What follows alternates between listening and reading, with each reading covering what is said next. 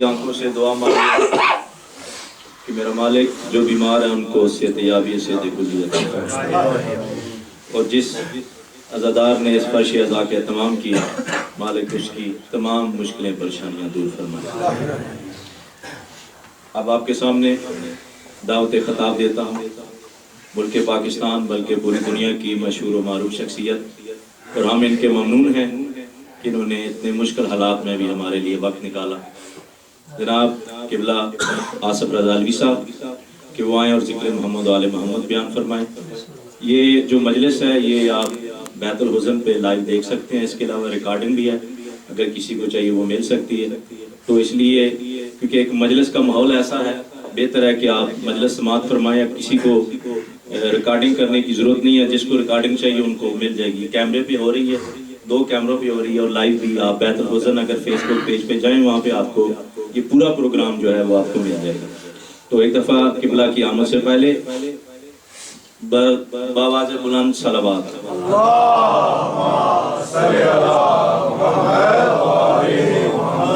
जनाब मुल्तमिस हूँ आसिफ रज़ा अलवी साहब कि वो आएँ और मौला की बारगाह में अपना नजराना अक़ीदत पेश करें। बराए खुशनुदी इमाम ज़माना सलावत।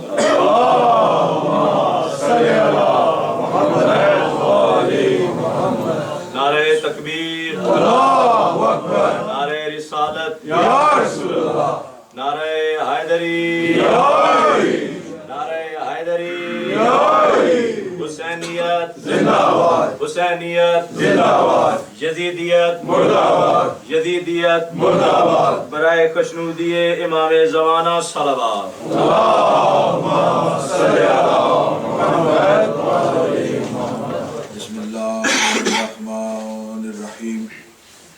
अल्हम्दुलिल्लाहिल्लज़ी जअलना मिनल मुतमस्सिकीना बिविलायति अमीरुल मुमिनीन।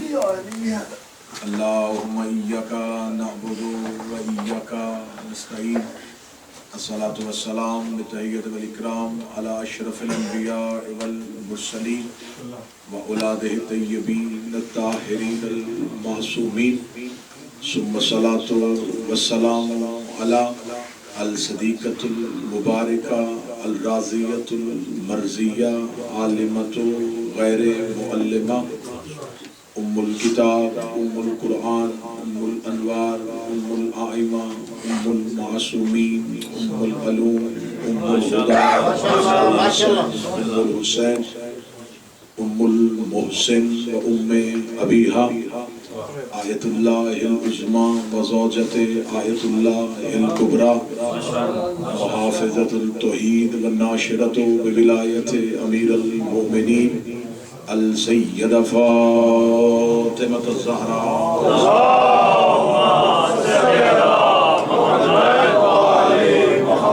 लअनल्लाहु तआला अला अदाइहिम व मुनकर इस्मतिहिम। अम्मा बअद फ़क़द क़ाल हक़ सुब्हानहु तआला फ़ी किताबिहिल मजीद व फ़ुरक़ानिल हमीद। बिस्मिल्लाहिर रहमानिर रहीम।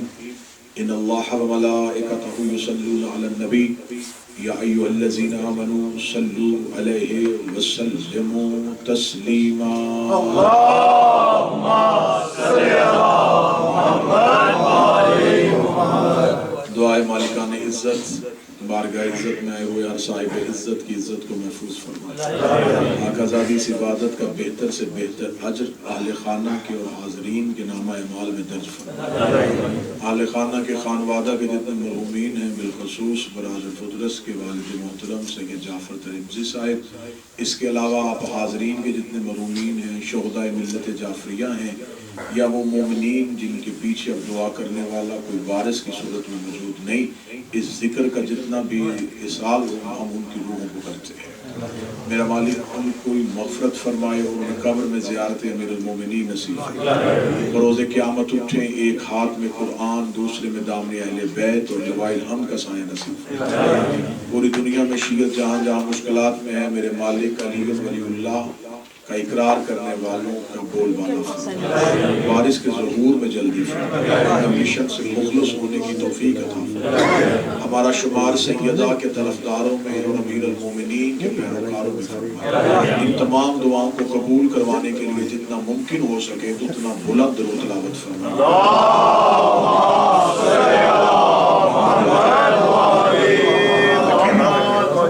پھر بھی بلند آواز سے سلام۔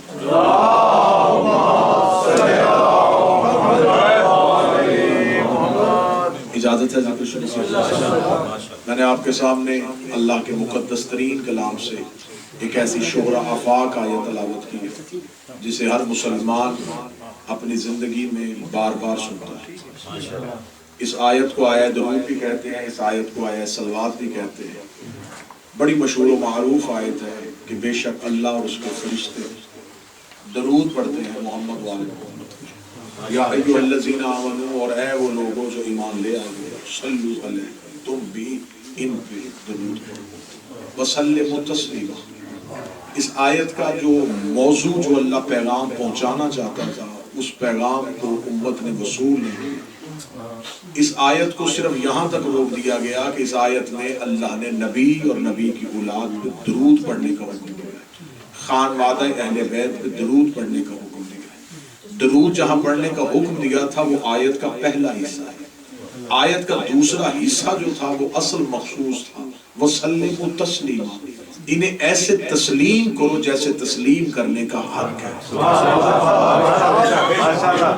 ان پہ صرف درود نہ پڑھا جائے، انہیں تسلیم کیا جائے، صرف ان کی عزت نہ کی جائے، ان کے حق کو تسلیم کیا جائے۔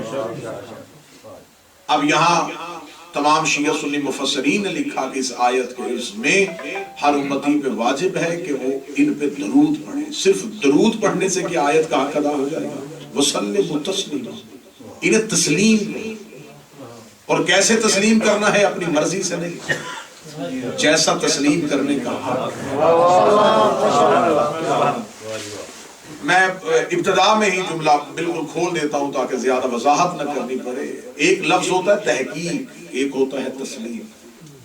تحقیق ہوتی ہے غیر معصوم کی بات، تحقیق ہوتی ہے گنہگار کی بات، تحقیق ہوتی ہے بشر کی بات۔ جہاں عصمت ہو وہاں تحقیق نہیں ہوتی، وہاں صرف تسلیم۔ تحقیق ہوتی ہے بندوں کی بات، حجت کی بات پہ تحقیق نہیں، اسے صرف تسلیم کیا جاتا ہے۔ ذہن مل گئے، اگلی سطر پہ بالکل واضح ہو جائے گا کہ کتنے لوگ اس سفر میں میرے ہم سفر بنیں گے۔ آج سب سے بڑی ستم ظریفی یہ ہے جن پہ تحقیق ہونی چاہیے تھی انہیں تسلیم کیا جا رہا ہے، اور جنہیں تسلیم کیا جانا تھا ان پہ تحقیق۔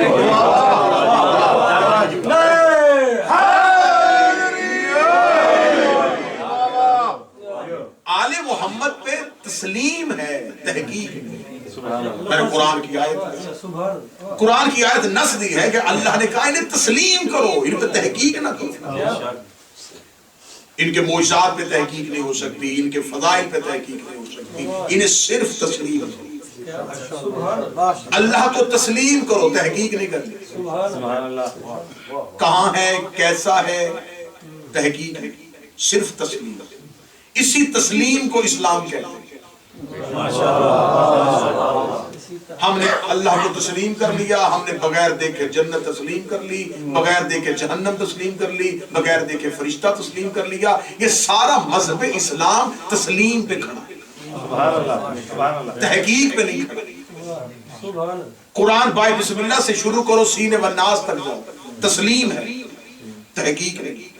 میں نے آج تک نہیں دیکھا اتنا جدید دور آنے کے بعد بھی کسی بندے نے کہا ہو کہ آئیں ذرا قرآن کی آیتوں پہ تحقیق کریں۔ کہیں تحقیقی سیمینار ہو رہا ہو، کہیں تحقیقی کانفرنس ہو رہی ہو، کہیں قرآن کی آیتوں کو پرکھا جا رہا ہے۔ قرآن جو کہے تسلیم۔ اب اسی مجمع میں سے اگر کوئی بندہ ذہن میں سوال لے کہ قرآن کی کوئی آیت ایسی ہے ہی نہیں جس پہ تحقیق نہیں ہو سکتی، میں طالب علم ہوں، میں امام حسین کا ادنا سا نوکر ہوں، ان گنت آیات میں قرآن میں سے ایسی نکال سکتا ہوں جسے آج بھی عقل انسانی مان نہیں رہی، لیکن قرآن کے اندر ہونے کی وجہ سے انہیں تسلیم کیا جاتا، یعنی کہ وہ بات عقل سے باہر ہے، اسے عقل تسلیم نہیں کرتی، لیکن ماننا اس لیے پڑ رہا ہے کہ وہ قرآن کے اندر ہے۔ آپ کہیں کون سی؟ چلے میں بتا دوں، حضرت آدم بغیر ماں باپ کے دنیا میں کیسے آئے؟ تحقیق نہیں کرنی، تسلیم۔ پہاڑوں کے اوپر پانی تھا اور نوح کا سفینہ تیرتا تھا، تحقیق نہیں کرنی، تسلیم کرنی۔ موسیٰ کا عصا دریا میں رستہ کیسے بنا گیا؟ تحقیق نہیں کرنی، تسلیم کرنی۔ ابراہیم نارے نمرود میں گیا اور آگ ٹھنڈی کیسے ہو گئی؟ تحقیق نہیں کرنی، تسلیم کرنا ہے۔ جناب اسماعیل چھری کے نیچے سے زندہ کیسے نکلا؟ تحقیق نہیں کرنی، تسلیم کرنا ہے۔ اصحاب کہف آج تک زندہ کیسے ہیں؟ تحقیق نہیں کرنی، تسلیم کرنا ہے۔ یونس 40 دن مچھلی کے پیٹ میں زندہ کیسے رکھے؟ تحقیق نہیں کرنی، تسلیم کرنا ہے۔ حضرت یعقوب کو یوسف کے کرتے سے آنکھیں کیسے مل گئی؟ تحقیق نہیں کرنی، تسلیم کرنا ہے۔ عیسیٰ ٹھوکر سے مردے کو زندہ کیسے کرتے تھے؟ تحقیق نہیں کرنی، تسلیم کرنا ہے۔ نبی کی ہاتھ کے پتھر کیسے بولے تھے؟ تحقیق نہیں کرنی، تسلیم کرنا ہے۔ انگلی کے اشارے سے چاند اور ٹکڑے کیسے ہو گیا؟ تحقیق نہیں کرنی، تسلیم کرنا ہے۔ تو صاحبان اگر قرآن کی آیتوں پہ تحقیق نہیں ہوتی تو پھر یہ بھی تحقیق نہیں ہونی کہ علی 40 جگہوں پہ کیسے چلے گئے، حسین اللہ کے بیٹے کیسے، امیر المومنین نے مردے کو زندہ کیسے کر دیا، علی نے سورج کو کیسے پلٹا دیا۔ اگر قرآن کی آیات پہ تحقیق نہیں ہے تو پھر علی کے فضائل پہ بھی تحقیق۔ آپ کہتے ہیں جی ہمیں یہ فضائل سمجھ میں نہیں آ رہا، تو پھر قرآن کی آیت بھی تو سمجھ میں نہیں آ رہی، اسے کیوں تسلیم کیا جائے؟ اگر قرآن کی آیت سمجھ میں نہ آنے کے باوجود تسلیم کی جا رہی ہے تو پھر وار سے قرآن کا فضائل بھی بغیر سمجھ کی آیت تسلیم کرنا پڑتا۔ قرآن تسلیم کیا جا رہا ہے تو وار سے قرآن کے فضائل بھی تسلیم کیا۔ قرآن کے اندر جو کچھ بھی ہے یہ اللہ کی قدرت کی نتیجے ہے۔ یہ جتنے میں نے واقعات پڑھے ان واقعات میں مسلمانوں کے پاس کوئی دلیل نہیں، ہم آخر میں کیا دلیل لیں گے؟ وہ اللہ قادر جو ہے وہ جو چاہے وہ کر سکتا ہے۔ اگر قرآن کے یہ واقعات علی اللہ کی قدرت کے نتیجے ہیں تو پھر امیر المومنین کے فضائل علی کی ولایت کے نتیجے ہیں۔ اگر اللہ قادر مطلق ہو کے جو چاہے کر سکتا ہے تو پھر امیر المومنین بھی ولی مطلق ہونے کی حیثیت سے قرآن کی آیات تحقیق پہ مبنی نہیں، تسلیم پہ مبنی ہے۔ اللہ کی وحدانیت، خدا کی توحید تحقیق پہ مبنی نہیں، تسلیم پہ مبنی ہے۔ رسول کی رسالت تحقیق پہ مبنی نہیں، تسلیم۔ پورا مذہب اسلام اٹھا کے دیکھیں صرف تسلیم۔ رسول نے کہا اللہ ہے، کتنا مشکل دور تھا یہ، ان لوگوں کے درمیان اللہ منوانا جس دور میں ہر گھر میں کئی خدا تھے۔ رسول نے کہا ایھا الناس قولوا لا الہ الا اللہ، اے انسانوں کہو اللہ ایک ہے۔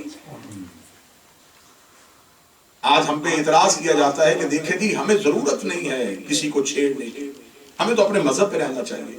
تو یہ کام سب سے پہلے رسول اکرم کو کرنا چاہیے تھا۔ وہ کہتے تم اپنے بتوں کو بھی پوچھو، میرے خدا کو۔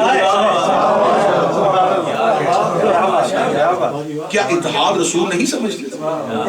رسول نے کیا کہا کہ اپنے بتوں کی بھی عزت کرو اور میرے اللہ کو بھی مان لو؟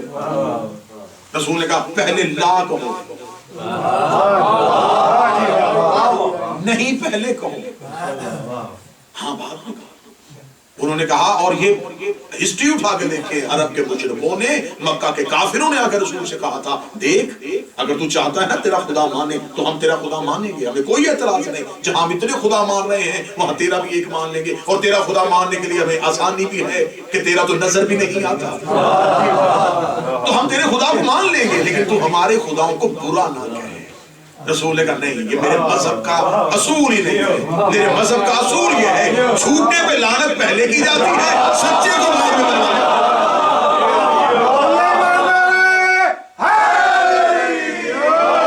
کیا کہا تھا رسول اکرم نے؟ یہ ٹھیک ہے تو اپنے خداؤں کو مانو۔ رسول نے کہا نہیں، میں انکار کروں گا، تمہارے خداؤں کا انکار پہلے کروں گا، یہ جھوٹے ہیں یہ سچے ہیں۔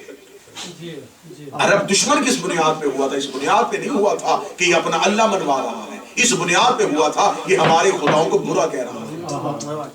मैं जुमला फिर दोहराने लगा, अरब मक्का नबी का दुश्मन इस बात पे नहीं हुआ था कि ये अपना अल्लाह मनवा रहा है, इस बात में दुश्मन हुआ था कि ये हमारे खुदाओं को बुरा कह रहा है। कुफर का मजाज आज भी ऐसा ही है, वो कहते सच्चा मानने में कोई हर्ज नहीं, हमारे झूठों पे लानत नहीं करनी।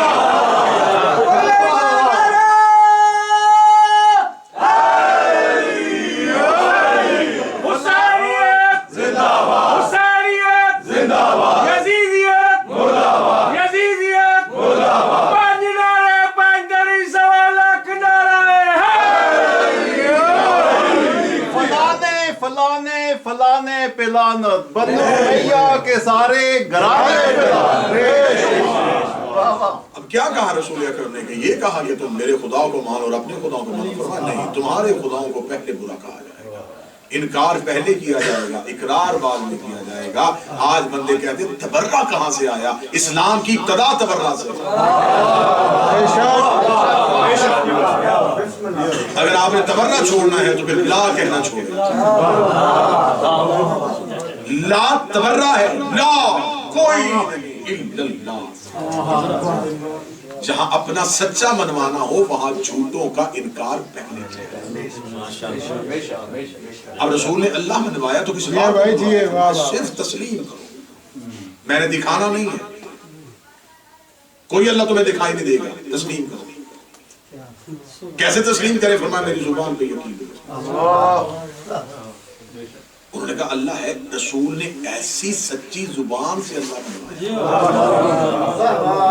उन्होंने कहा तुझे कैसे पता है कि वो है? फरमाया अशहदु अल्लाह, मैं गवाही दे रहा हूं कि वो है। उन्होंने कहा अगर तू गवाही देगा तो फिर हम भी गवाही देंगे। किसी ने अल्लाह देखा नहीं, इनके कहने पे गवाही दे दी। आज जितने मुसलमान अशहदु अल्लाह, मैं गवाही देता हूँ अल्लाह है, मैं गवाही देता हूँ, भाई गवाही किस बात पे दे रहे हैं जब आपने देखा ही अहले इल्म तशरीफ फरमा है, आप गवाही की पहले तारीफ तो उठाएं, अल शहीद हुवा हाज़िरुन अला शय, गवाह वो होता है जो शय पे हाजिर हो।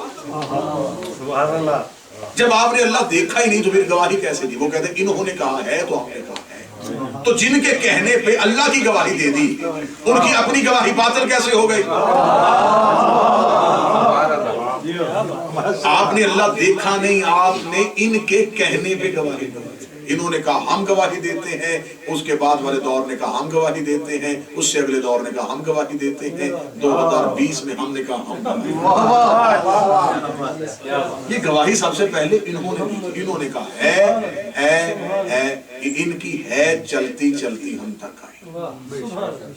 जो बंदे पूरा मौजू सुन रहे हैं, इन्होंने ला कहा नहीं और उसके लिए है कहा। इनकी है का नाम इस्लाम है, इनकी नहीं का नाम तो बर्रा है। पूरा दीन इनकी दो लफ्जों में है, नहीं है।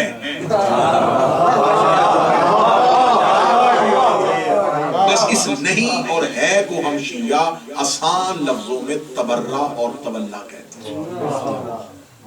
रसूल ने कहा अल्लाह है, सबने कहा है, सबने गवाही दी। किस बात पे गवाही दी? इनके कहने की वजह से। इन्होंने कह दिया है, जुबानें इतनी सच्ची थी कि लोगों को मानना, क्योंकि जमीन पे सूरज नहीं आता, सूरज की किरणें आती। किरणें सूरज नहीं, सूरज का असर है। 14 अल्लाह नहीं, अल्लाह का असर। जैसे बगैर किरणों के सूरज पहचाना नहीं जाता, बगैर 14 के अल्लाह भी पहचाना। है तो अब अल्लाह सिर्फ तस्लीम पे, बात पहली तय हो गई थी। तौहीद सिर्फ तस्लीम पे, तहकीक पे नहीं। देखा नहीं, सुनाई नहीं दिया, बोला वो किसी से नहीं, उसको चखा किसी ने नहीं, ना वो खुशबू में है, ना वो जायके में है, ना वो कलाम में है, वो कहीं भी नहीं, बस मान लिया है। किस वजह से मान लिया? इनकी वजह से। इन्होंने कहा तस्लीम करो, हमने तस्लीम किया। जितने बेहतरीन खुतबा तौहीद में अमीरुल मोमिनीन ने दिए, अब नाजुल बलागा उठा के देखें, बड़ी खूबसूरत गुफ्तगू तौहीद में अली ने की। हमें फख्र है कि हमने तौहीद बुत परस्तों से नहीं सीखी। ہم نے توحید علی جیسے شہنشاہ علی جیسے واہ واہ کیا بہترین خطبات دیے ہیں. ایک شخص نے پوچھا یا علی اللہ دکھائی کیوں نہیں دیتا؟ فرمایا وہ اس آنکھ سے دکھائی نہیں دیتا. اس نے کہا وہ اتنا دور ہے کہ نظر نہیں آتا، کیونکہ دو وجہوں سے چیزیں نظر نہیں آتی. دور ہونے دسترس میں نہیں، وہ اتنا دور ہے کہ وہ نظر نہیں آتا. کیا کہنے امیر المومنین، کہاں سے لائے گی دنیا علی جیسا امام؟ فرمایا وہ اپنے دور ہونے کی وجہ سے نظر نہیں آ رہا، وہ اپنے قریب ہونے کی وجہ سے نظر نہیں آ رہا.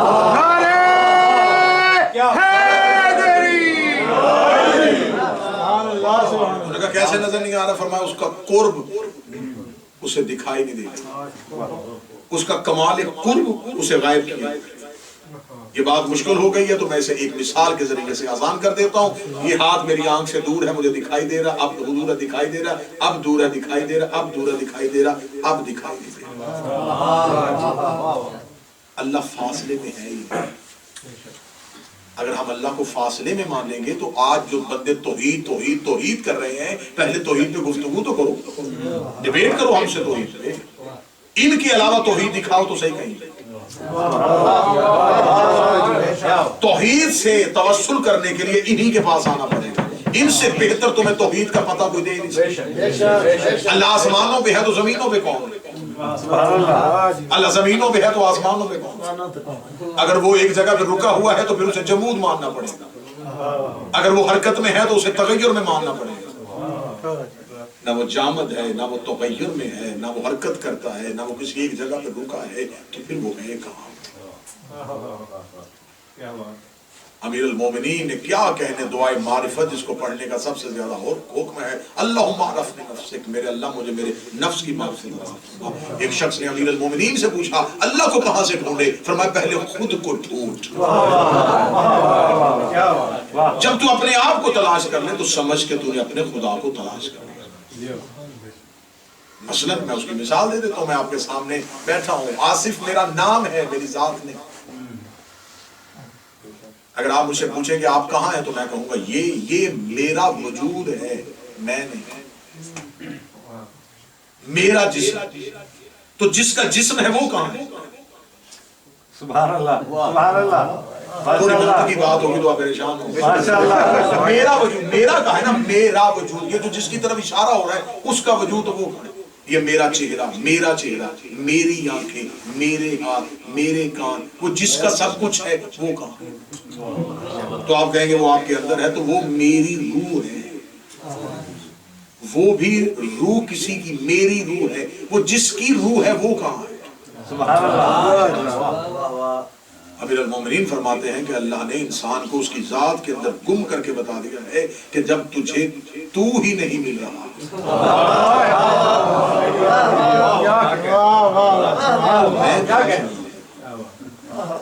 اب بات تحقیق اور تسلیم پہ ہو رہی ہے. اللہ کو صرف تسلیم کرنا ہے، اسے ڈھونڈنا نہیں، اسے تسلیم کرنا. انہوں نے کہہ دیا ہے تو ہم نے کہہ دیا ہے. بات رسالت پہ آ گئی. رسالت پہ تحقیق نہیں کرنی، نبی کی بات کو تسلیم کرنا. نبی جو کہے اسے تسلیم کرنا. اللہ ہے تسلیم کرو، جنت ہے تسلیم کرو، فرشتہ ہے تسلیم کرو.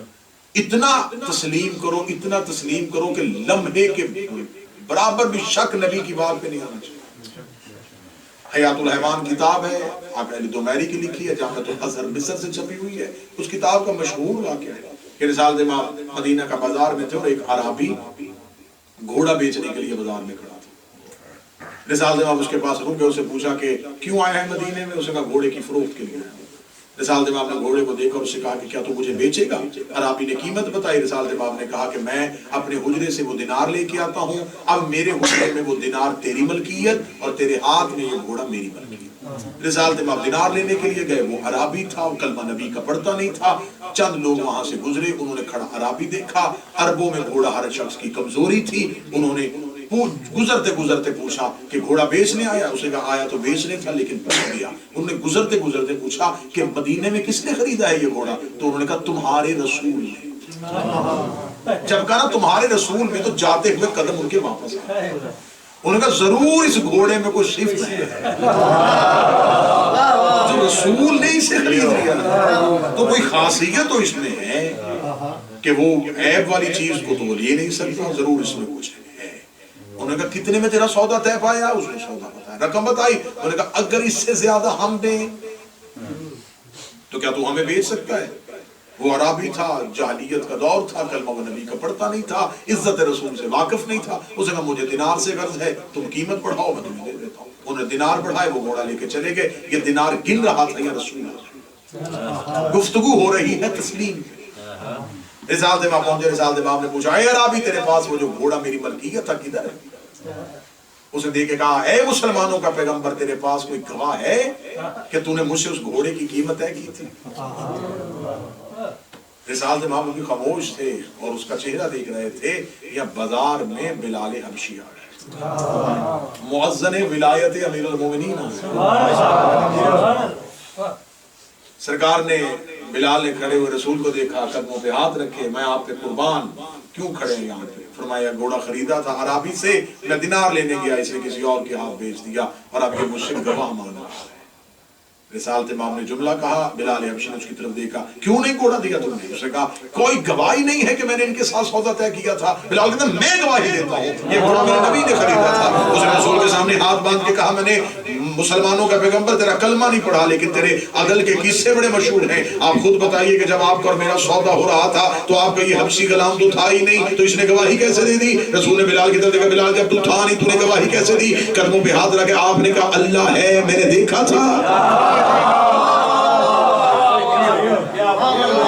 آپ کے کہنے پہ میں نہ دیکھا اللہ تسلیم کر سکتا ہوں، تو یہ بھی آپ نے کہا ہے کہ گھوڑا میں نے خریدا تھا، تو میں تسلیم سے نکل کے کافر ہوں.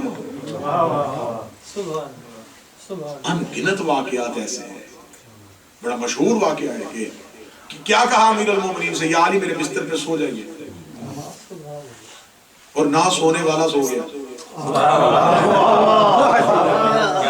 جو کبھی نہیں سوتا تھا وہ سو گیا. وہ سو گیا کس وجہ سے سویا؟ رسول کو تسلیم کروانے کے. اس کا مطلب ہے اللہ کی توحید تسلیم کرنی پڑے گی، نبی کی نبوت تسلیم کرنی پڑے گی. اب آؤ امیر المومنین کو ولایت کو تسلیم کرنا پڑے گا. اب اگر توحید پہ تحقیق نہیں ہے، نبوت پہ تحقیق نہیں ہے، تو میرے صاحبان پھر ولایت پہ تحقیق نہیں ہے. اگر آپ اس بات پہ تحقیق نہیں کرتے کہ آپ کو کسی عالم دین سے یہ پوچھنا چاہیے کہ اللہ کے ہونے کی دلیل دیجیے. مجھے آج تک کوئی ایسا پڑھا لکھا شخص نہیں ملا جو کسی عالم دین کے سامنے گھٹنے ٹیک کے بیٹھا ہو کہ مجھے نبی کی نبوت پہ دلیل دیجیے. وہ سید الانبیاء کیسے بن گئے، وہ سردار الانبیاء کیسے بن گئے، وہ سارے نبیوں کے سردار کیسے ہیں؟ جب اس پہ تحقیق نہیں ہو رہی تو پھر یہ تحقیق کہاں سے چل رہی ہے؟ یہ کون تحقیق کر رہا ہے کہ امیر المومنین کی ولایت پہ تحقیق ہونی چاہیے؟ اگر آپ نے امیر المومنین کی ولایت پہ تحقیق کرنی ہے تو پہلے خم غدیر پہ آ کے دیکھیے کہ تحقیق کرنے والوں کے ساتھ کیا ہوا تھا. جو ایک اٹھا تھا وہ تحقیق کا سوال کرنے کے لیے اٹھا، اور یقین کیجئے اس کا سوال مبنی پر تحقیق تھا.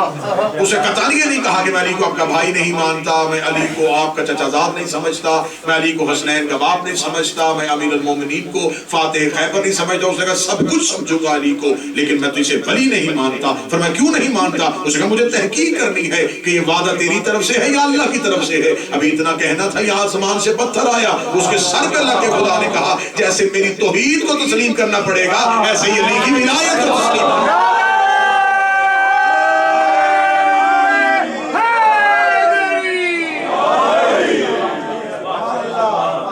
امیر المومنین کی ولایت پہ تحقیق نہیں ہو، اسے تسلیم کیا. بحث ہو رہی ہے، گھر گھر میں لڑائی ہو رہی ہے، ہر جگہ پہ بحث ہو رہی ہے. بالکل ولایت کے لغوی اصطلاحی معنوں کو سمجھنے کے باوجود تحقیق ہو رہی ہے. دیکھیں جی ہم علی کو کیا مانتے ہیں. بحث کس بات پہ ہو رہی ہے؟ جھگڑے ختم کرتے ہیں نا جی. پڑھے لکھے لوگوں کا طریقہ کار یہ ہے بغیر گالم گلوچ کے، بغیر گالی اور گولی کے بھی تو مسائل حل ہو ہی جاتے ہیں. بتاتے ہیں بات کی جانو تو میں بات اس پہ اگر آپ کہیں گے جی اس پہ آپ دلائل دیں، اس پہ کتابوں کے حوالے دیں، اس پہ یہ دیا جائیں، تو میرا خیال ہے کہ انسان کی جو ابتدا ہوئی تھی وہ دلیل سے ہوئی تھی. انسان کی فطرت میں یہ بات ہے کہ انسان جتنا دلیل سے جلدی مان جاتا ہے تو دلائل دے لیتے ہیں، دلائل میں دیکھ لیتے ہیں. اس کے علاوہ ریفرنس چاہیے، حوالہ جات چاہیے تو وہ تو انگنت ہیں، وہ دیے جا سکتے ہیں. لیکن اگر دلیل پہ آئیں تو دلیل ایک بڑی آسان بڑی سادہ سا فارمولہ لگا کے وہ دلیل دے. دلیل یہ ہے کہ بحث کس بات پہ ہو رہی ہے کہ امیر المومنین واجب ہے یا ولایت علی مستحب ہے. جھگڑا نہیں، بڑی کھل کے بات کر لیتے ہیں، بڑی کھل کے بات کر لیتے ہیں، اس بات پہ بحث نہیں کرنا. واجب ہے مستحب، واجب ہے مستحب. تو اس سے پہلے مسائل سے آگاہی کر لیتے ہیں، علماء کرام سے مشورہ کر لیتے ہیں، ان سے پوچھتے ہیں کہ واجب کی تعریف کیا ہے. واجب شریعت میں اس عمل کو کہتے ہیں جس کے بجا لانے سے نیکیوں میں اضافہ ہو اور اس کو چھوڑ دینے سے اللہ کی طرف سے پوچھا بھی جائے اور عذاب بھی. مستحب اس عمل کو کہتے ہیں جس کے بجا لانے سے نیکیوں میں اضافہ ہو اور اس کے چھوڑ دینے سے سوال نہ پوچھا جائے. یہ بڑی آسان سی تعریف ہے، بڑی آسان. اس کو میں نے شرعی الفاظ میں بیان نہیں کیا، سادہ لفظوں میں بیان. واجب اسے کہتے ہیں جس کا بجا لانا، مثلا فجر کی نماز کی واجب رکعتیں 2 ہیں، یہ واجب ہے. آپ نوافل پڑھتے ہیں تو یہ مستحب ہے.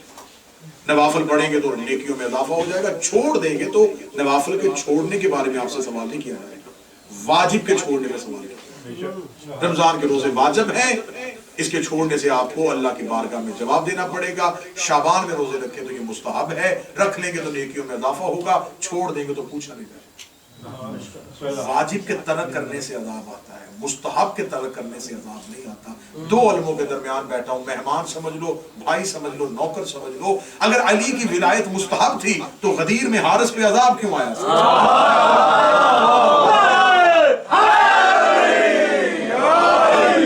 کہہ دینا چاہیے تھا کہ اگر تو علی کو ولی مانتا تو مان، نہیں مانتا تیری مرضی. اگر توحید پہ نہ ماننے کا تصور نہیں، نبوت پہ نہ ماننے کا تصور نہیں، تو صحابان کی ولایت پہ نہ ماننے کا تصور نہیں. لا الہ الا اللہ دعویٰ ہے، محمد رسول اللہ اور علی ولی اللہ اس کی دلیل ہے. اور پوری دنیا اٹھا کے دیکھ لو، دعوے کے لیے 2 گواہ ہونے ضروری ہیں. لا الہ الا اللہ دلیل نہیں، دعویٰ ہے، اس کے لیے 2 گواہ ہونے چاہیے. آپ اللہ پہ ایک گواہی نہ دیں، آپ اللہ کے لیے 2 گواہیاں لے کے جائیں، ایک محمد کی رسالت کی اور ایک علی کی. علی ولی اللہ چھوڑنے سے علی کا نقصان نہیں ہو رہا، توحید خطرے میں جا رہی ہے. ولایت علی کا انکار کرنے کی وجہ سے کہیں انکار توحید تو نہیں ہوگا. اس کا مطلب ہے تسلیم، توحید تسلیم، نبوت تسلیم، ولایت تسلیم. اس سے آگے چلیں کیونکہ گفتگو تولا اور تبرہ پہ ہو رہی تھی. تو جناب سیدہ جب دربار میں گئی تھی تو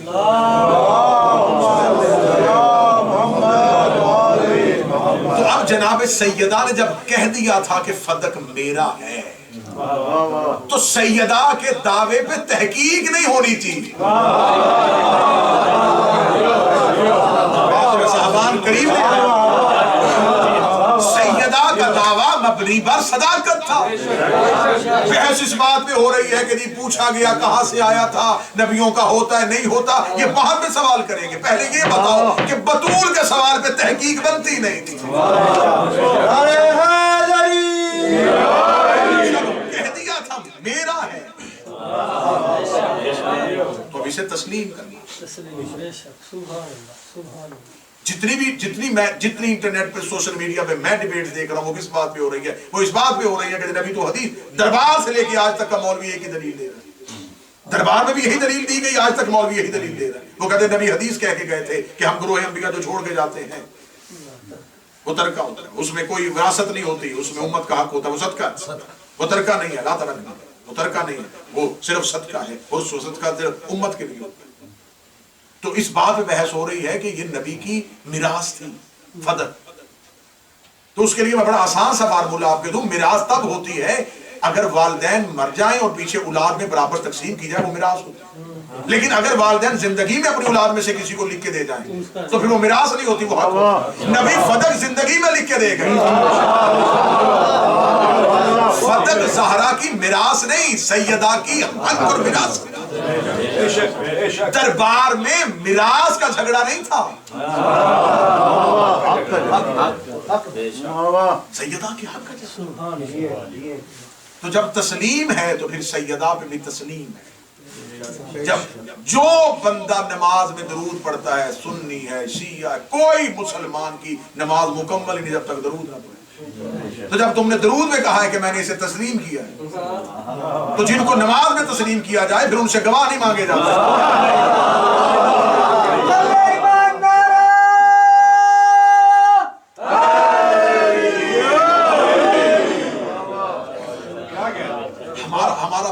ہمارا مذہب کھڑا ہی چند ستونوں پہ کھڑے، ہمارے مذہب کی بنیاد، اسے ہم اندر سے کھوکھلا نہیں کر سکتے۔ ہمارے مذہب کی جو بنیاد ہے وہ بنیاد میں جناب سیدہ کا حق، یہ شیعت کی بنیاد ہے، اساس شیعت ہے۔ بے شک بے شک۔ اس سے ہم 2 قدم پیچھے ہٹیں گے تو دشمن ہمیں دیوار سے لگا دیں گے۔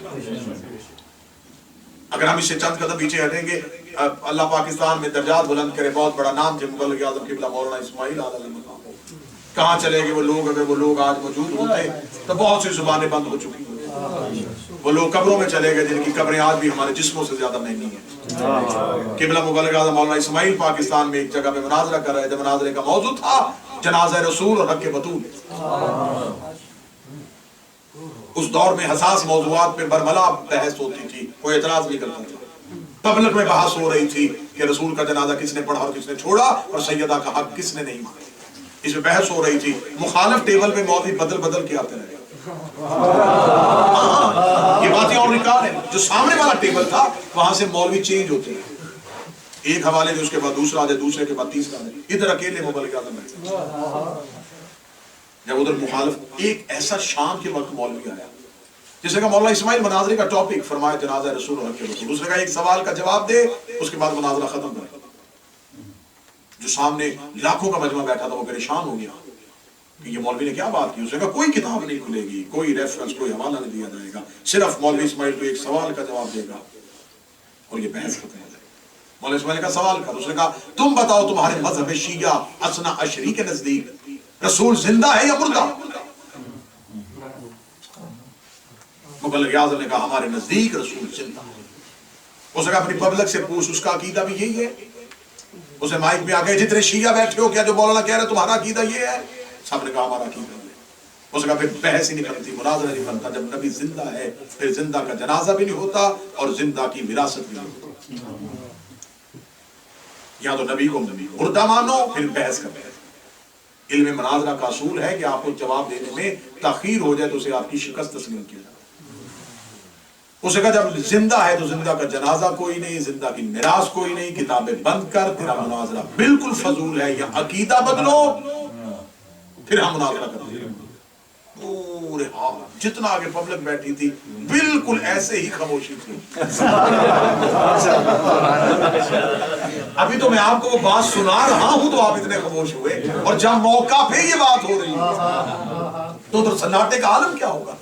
خاموش، آنکھیں پھاڑ کے مولانا اسماعیل کو دیکھ رہی ہے، کیا مولانا اسماعیل کیا جواب دیں گے؟ وہ اتنی بند گلی میں لے آیا ہے کہ اب یہاں سے بچنے کا رستہ کوئی نہیں۔ مولانا اسماعیل نے جو 7 شاگرد بیٹھے تھے انہوں نے کہا بیٹا کتابیں بند کر دو، اب ہم مناظرہ نہیں کریں گے۔ جب کتابیں بند ہونی شروع ہوئی تو ایک دفعہ جتنے شیعہ کے علاوہ لوگ بیٹھے تھے انہوں نے نعرے لگانے شروع کر دیے۔ وہ مولوی مائک پہ آگے پبلک کو چپ کروا کر نہیں نہیں نہیں نہیں ابھی نعرے نہیں لگیں گے۔ مولوی اسماعیل اپنی شکست کا اعلان مائک پہ کرے گا کہ میں ہار چکا ہوں مناظرہ۔ مولانا اسماعیل مائک پہ آئے، مولانا اسماعیل نے کہا اللہ نے ابھی تک وہ ماں ہی پیدا نہیں کی ویسے بچے اسماعیل کو شکست دے گا۔ مولوی اسماعیل پھر اقرار کر، مولانا اسماعیل نے کہا اگر زندہ کا جنازہ نہیں ہوتا، زندہ کا ورثہ نہیں ہوتا تو زندہ کا خلیفہ بھی کوئی نہیں۔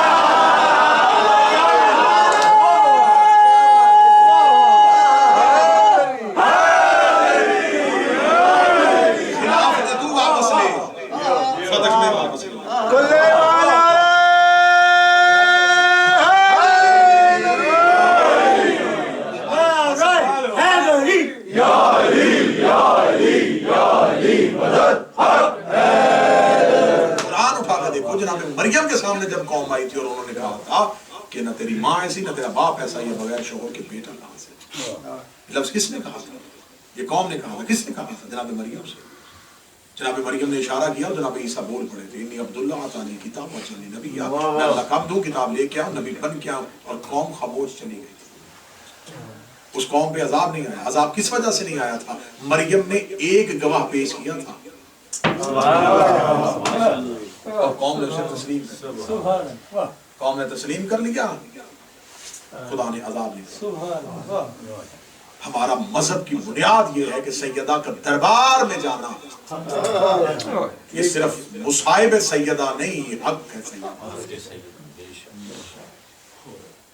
ستم ظریفی یہ ہے کہ اللہ کو تسلیم کیا گیا، نبی کی نبوت کو تسلیم کیا گیا، تو جن پہ درود پڑھا گیا تھا اس بی بی کے حق کو تسلیم کیا گیا۔ آج بھی آپ کسی نئے شیعہ بندے کے سر پہ قرآن رکھ کے پوچھیں وہ کیوں شیعہ ہوا ہے، وہ خیبر پڑھ کے شیعہ نہیں ہوتا، وہ خندق سن کے شیعہ نہیں، کسی ریسرچ کر کے دیکھ لیں۔ قبلہ تشریف فرمائے 9 شیعہ بندے سے پوچھیں کہ تو شیعہ کیوں ہوا ہے، وہ کہے گا ایک بات مجھے شیعہ کر گئی، رسول کی بیٹی کا دربار۔ اس کا مطلب ہے کہ کھجوروں کا باغ لینے نہیں گئی تھی، قیامت تک کے لیے حق اور باطل کی تمیز کروانے کے لیے۔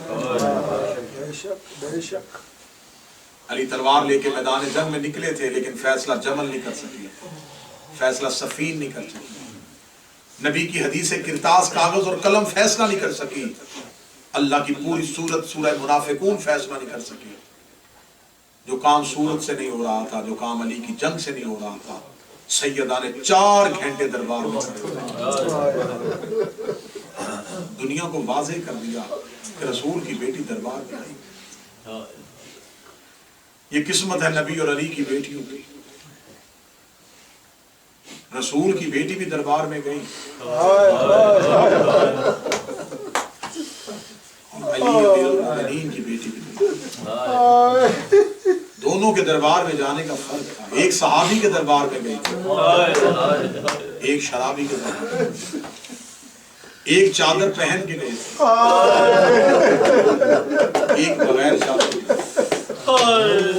آنکھ میں آنسو آ سکے تو تیسرا جملہ اس سے بھی زیادہ سخت ہے، ایک کھلے ہاتھوں سے گئی تھی، ایک بندے ہاتھوں سے، ایک چند گھنٹے کھڑی رہی،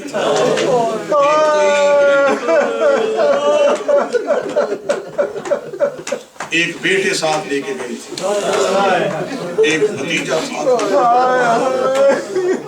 جو بیٹے لے کے گئی تھی بیٹوں کے ہاتھ کھلے تھے، جو بھتیجا لے کے گئی تھی اس کی گردن جھکی ہوئی۔ میں پھر مصاحب میں دعا کر رہا ہوں درجات بلند ہو، قبلہ مبلغ اعظم مولانا اسماعیل علی اللہ مقام ہو کے قبلہ یہ جملہ پڑھتے پڑھتے قبلہ نے ایک جملہ کہہ دیا، آخر میں آ کے قبلہ نے کہا علی کی بیٹی تیرا مقدر۔ یہ کہہ کہ قبلہ مبلغ اعظم نے منبر چھوڑا، سامنے ایک بزرگ سید بیٹھا تھا، اٹھ کے کھڑا ہو گیا، اس نے کہا مولانا اسماعیل غیر ذمہ دار نہیں، ذمہ دار شخص ہے، تیری زبان سے ایک لفظ نکل گیا ہے کہ علی کی بیٹی تیرا مقدر اچھا، جبکہ تجھے کہنا تھا نبی کی بیٹی تیرا مقدر اچھا، کیونکہ بی بی چادر پہن کے گئی تھی، کھلے ہاتھوں سے گئی تھی، چند گھنٹے کھڑی رہی تھی، تو نے جملہ غلط کہہ دیا ہے۔ قبلہ مبلغ اعظم منبر سے نیچے کھڑے تھے، کہنے لگے آپ کی ذات کیا ہے؟ کہنے لگا میں سید ہوں۔ قبلہ مبلغ اعظم نے کہا جو بات میں نہیں کہہ سکتا تو سید ہو کے کہہ لے گا؟ اس نے کہا مجھے بتائیں میں کہتا ہوں۔ مولانا اسماعیل نے کان میں جملہ کہا، اس سید نے مائک پہ آ کے کہا لوگ بے ہوش ہو گئے، اس نے کہا مولوی اسماعیل میرے کان میں کہہ کے گیا ہے بے شک علی کی بیٹی شرابی کے دربار میں بغیر چادر کے کھڑی تھی، لیکن اس بڑے دربار میں کسی نے زینب کو جھوٹا نہیں کہا، کسی نے نہیں کہا تھا زینب کو جھوٹ بول رہی ہے۔ ہائے قسمت نبی کی بیٹی، اس کے بڑے دربار میں سیدہ معاذ اللہ تو مسئلے سے حکم ہے اس امام کی غربت کے 4 جملے پڑھوں جسے سید الساجدین کہتے ہیں، جسے زین العابدین۔ میں جب بھی سید الساجدین کی شہادت پڑھتا ہوں تو میں ایک جملہ ضرور کہا کرتا ہوں، میں جملے کو کھولوں گا نہیں، اشارہ کروں گا، یقیناً بعد میں سمجھ جائیں گے۔ اکبر ایک بار قتل ہوا، بادشاہ حسین سے رہائی قبول کرے، عباس ایک بار قتل ہوا، حسین ایک بار قتل ہوا، آل محمد کے گھر میں یہ وہ آدم سادات ہے، وہ نوح سادات ہے، وہ سید الساجدین ہے جو ایک بار نہیں، جو کربلا سے لے کے شام تک کئی بار قتل ہوا، کبھی کوفے کے بازار میں قتل ہوا، کبھی شام کے دروازے پہ قتل ہوا، کبھی بازار میں کبھی دربار میں قتل. یہی وجہ ہے کہ جب سید الساجدین قید نبھا کے واپس پہنچے کربلا تو کربلا کے ریگستان میں سید الساجدین نے کھڑے ہو کر اکبر برچھی کھانا آسان، چچا غازی بالو کٹوانا آسان، اصغر بھیا سوکھے حلق میں تیر کھانا آسان، قاسم گھوڑوں کے سموں کے نیچے پمال ہونا آسان، بابا حسین تیرا ضربے کھانا آسان ہے، قبریں ہل گئی آواز آئی برچھی آسان، نیزہ آسان، تیر آسان، پمالی آسان، سجاد بھی مشکل کیا ہے، سجاد کی آواز آئی اٹھو قبروں سے باہر، زینب جیسی ماں 9 گھنٹے شرابی کے دربار میں بغیر چادر کے کھڑے رکھے. یہ صرف سجاد کا یہ صرف حوصلہ ہے سید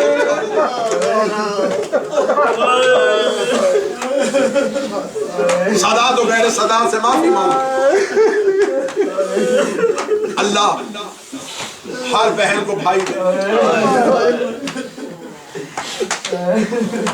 بھائی 5 سال کا بھی ہو بہن کا غروب ہو، اکیلی بازار جانے لگے بھائی کو ساتھ دیتا، رستے میں کوئی خوف کوئی مصیبت آ جائے چھوٹا بھائی بہن کے ہاتھ پکڑ ہوتا چھوٹا ہے لیکن بہن کو کہتا گھبرا نہ میں ساتھ. بھائی بہنوں کو تسلیاں دیتے ہیں، بھائی بہنوں کو تسلیاں دیتے ہیں، بھائی بہنوں کو تسلیاں دیتے ہیں. اللہ تمہارے بہنوں کے نصیب اچھے کرے. اگلا جملہ رو کے سن لینا، بھائی بہنوں کو تسلیاں دیتے ہیں. بھائیوں کا کام ہے بہنوں کو تسلیاں دینا. شام کے بازار میں حسین کی 4 سال کی ہر موڑ پہ سجاد کا ہاتھ پکڑ کے رو کے تو نہ گھبرا، تو نہ رو، میں جو جملہ سید الساجدین نے کہا وہ تمہارے قبروں تک رونے کے لیے کافی ہے. سجاد رو کے کہنے لگے سکینہ بھائی بہنوں کو تسلیاں دیتے ہیں، تم بہن ہو کے مجھے تسلی دے رہی ہے. رو کہتی اس لیے تسلی دے رہی ہوں میں مر گئی تو جنازہ اٹھا لے گا، اگر تو مر گیا بازار میں جنازہ کون. سجاد میرا تو تیرے سوا بچا ہی.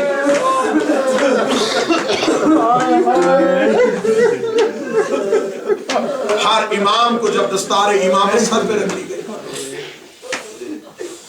علی کے بعد حسن کے سر پہ دستار امامت آئی، پہلا سوال امت نے پوچھا، حسین کے سر پہ دستار، مسئلہ شریعت کا امت نے پوچھا.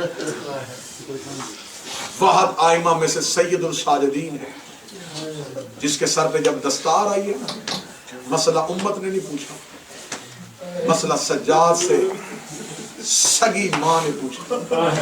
بس میں بالکل ختم کرنے لگا ہوں. جو آنسو آنکھ میں ہے یہ رخسار پہ آئے، شہادت کا سید الساجدین سے مسئلہ کس نے پوچھا؟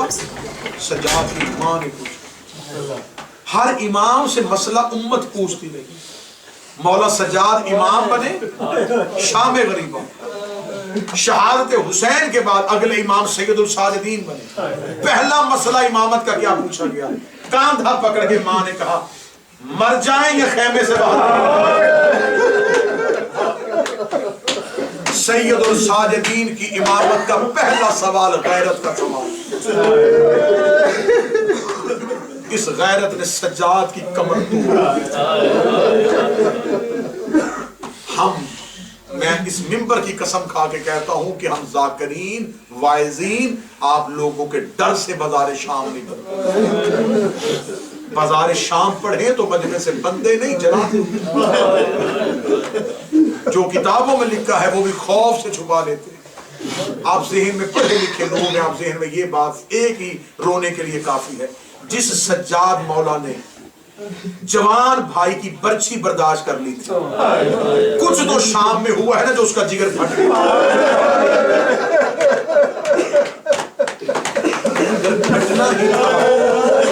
اکبر کی برچھی پہ نہیں پھٹا، غازی کے بازوؤں پہ نہیں پھٹا.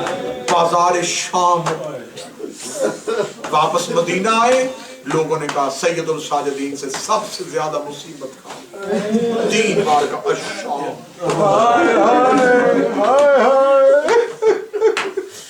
سوال کرنے والے نے سوال کیا، شام میں سب سے زیادہ مصیبت کہاں ہے؟ غیرت مند لوگ بیٹھے ہیں رونے کے لیے نہیں تڑپنے کے لیے جملہ پڑھا. شام میں سب سے زیادہ مصیبت کہاں ہے؟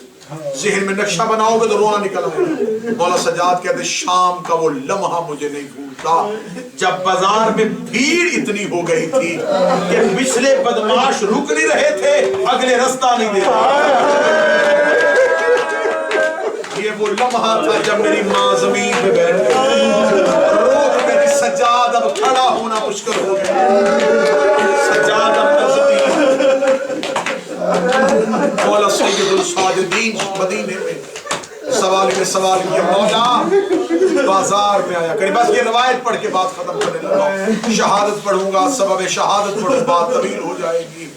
بازار شام کا قتل پڑھوں دربار کا قتل پڑھوں قید پڑھوں زندان پڑھوں واپسی پڑھوں دوبارہ قید پڑھوں کون کون سی رہائی پڑھوں میں مولا سجاد کی. سید الساجدین مدینہ میں ایک شخص نے کہا مولا گھر سے باہر نکلا گیا.